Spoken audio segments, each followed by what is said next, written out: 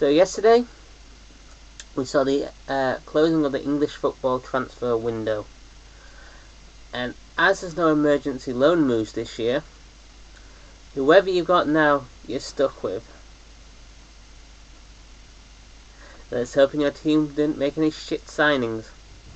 But as a Leeds fan, I'm going to review the Leeds signings, and there are 11 players. Yep, 11 players to talk about. I'm going to go through number order. I'm not going to give you their squad numbers, but we're going to go through number order on their squad numbers. And the first one is Rob Green. Yes, he's prone to making stupid mistakes. Look at the 2010 World Cup. But I was excited to have Rob Green in. We've not had the best bunch of goalkeepers since Kasper Schmeichel. So to see Rob Green come in, I was quite excited to see.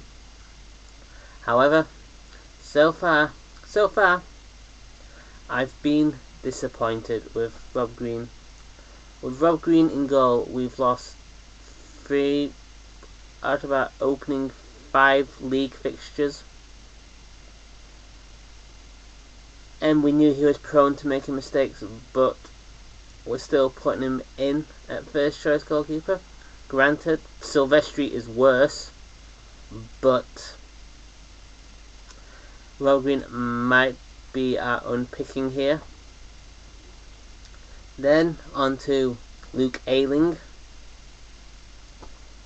For about 3 or 4 days before Ayling was signed with us, the talk of Julian Lescott from Villa was coming in.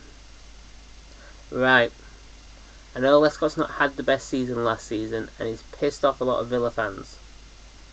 But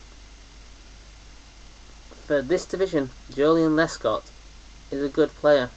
He will be a good player at this division. So when Luke Ayling's name came up and we'd almost signed him, I was disappointed. I thought we were going to get Lescott, who's played for England, who's played at Man City, played at Villa, and we get somebody who was rejected from Arsenal's youth team, and we signed him from Bristol. However,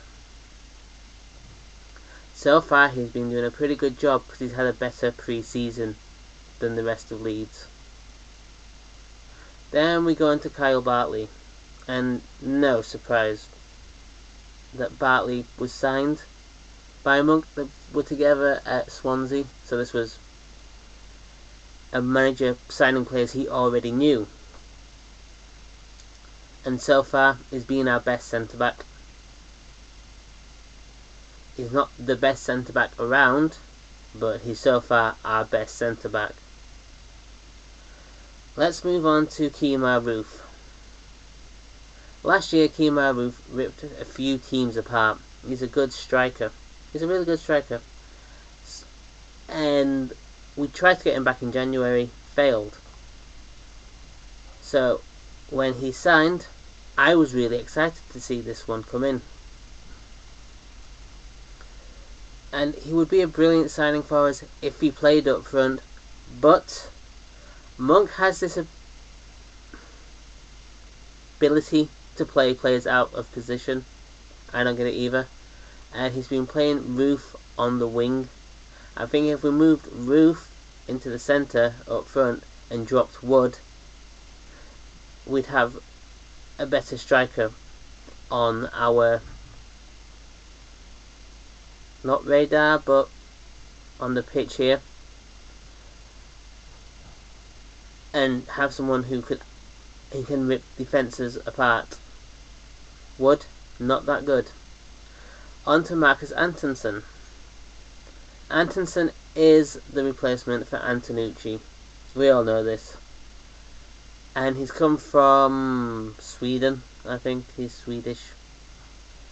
So far, scored a couple of goals, but so has Wood. I think we need to put a decent strike partner with Antonsen, and it will probably come in January now. but so far so good. Matt Grimes, supposedly the replacement for Cook, so people are saying. So far so bad. He's 21, he's from another Swansea player, and he's not done anything really, really good. In fact, he's been quite shit. But we're only at the beginning of the season. Things could change in the next few months and Grimes could get better. On to Pontus Jansson. One game and he's got injured. So we can't judge him yet. Hopefully when he's fit and he plays some games, we'll see what he's like as a player. But we have been told he's a really good player. We'll find out soon though. Hopefully. Fingers crossed. Then on to Pablo Hernandez. Another ex-Swansea player. Three players we've had that Monk has managed this summer. And another good player, but again he's being played out of position, so he's not that great so far. I think when things get sorted out, we might actually see some of these players shine, but at this moment they're not shining. And I think Hernandez is one of those who, if we played him in the right position, he would probably be really good. On to Hadi Sacco. Probably the pickup of the summer for us so far. When he's played, he's been really good. But he's not really played that many games, granted, 5 games in. And we've had practically the same lineup from last year, just with a few changes. But Sacco so far he's played good and he scored the goal. Probably get a lot better, much better from him as the season goes on. Then Liam Bridcup. How long does it take to make a signing? Seriously? We waited all summer for this, and he better blow us out of the water. He was good last season, but things are different. Different manager, different players. We'll see how Bridcup does. I think he's played about 1, maybe 2 games for us so far, but let's just see, because we can't really judge him this season so far.